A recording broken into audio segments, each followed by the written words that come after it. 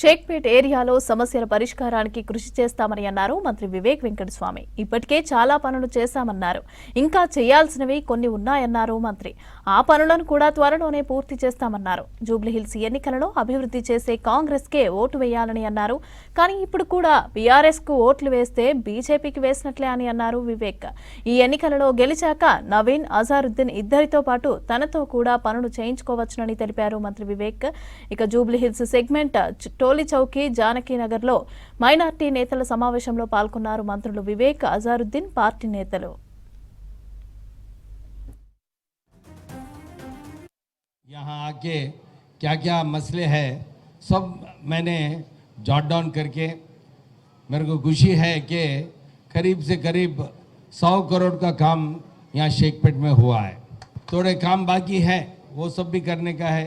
मैं अकेला मंत्री नहीं रहूँगा अभी शेखपेट के वास्ते।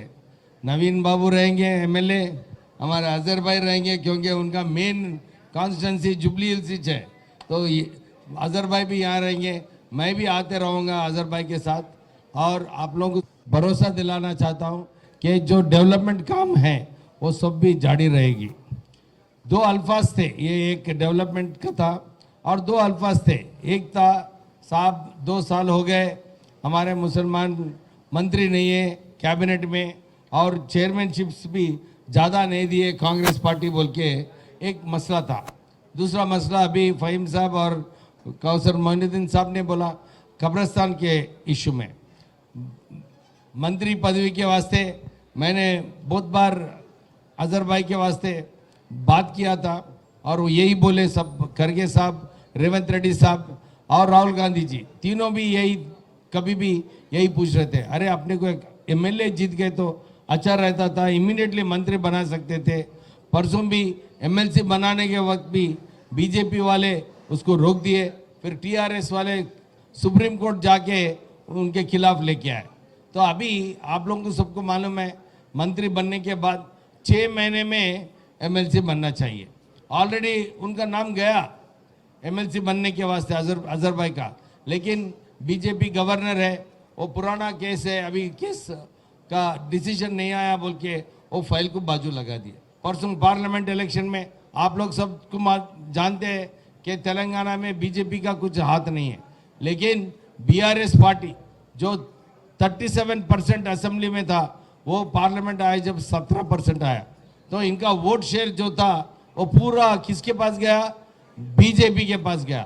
उसके वास्ते 8 लोग जीते बीजेपी से। ये सिर्फ जाहिर होता है कि बीजेपी और बीआरएस इन दोनों का गठबंधन है, दोस्ताना है, खाली बार गाली देते रहते हैं। उसके बाद ग्रेजुएट इलेक्शन में भी 2 सीट पे टीआरएस वाले कैंडिडेट को नहीं लगा के बीजेपी पार्टी को जिताया। तो इन लोगों को बीआरएस पार्टी कभी भी बीजेपी को जिताया, तो एक बार ये वक्त आ गया कि बीजेपी वाले बीआरएस को सपोर्ट करने के वास्ते वीक कैंडिडेट को लगाए। कल भी अनाउंस किया है बीजेपी वाले कि हम लोग उतना सीरियस नहीं ले रहे, हम लोग कॉन्टेस्ट में नहीं है, हमारे वोट पूरे बीआरएस को जाएंगे बोल के।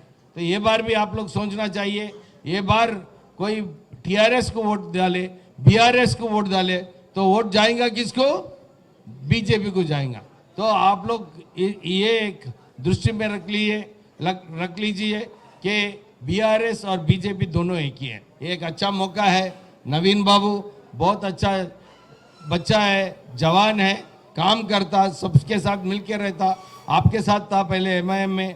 ये बार एक मौका से कांग्रेस पार्टी नवीन यादव को हाथ को वोट डाल के जिताइए बोल के आप लोग को सबको रिक्वेस्ट कर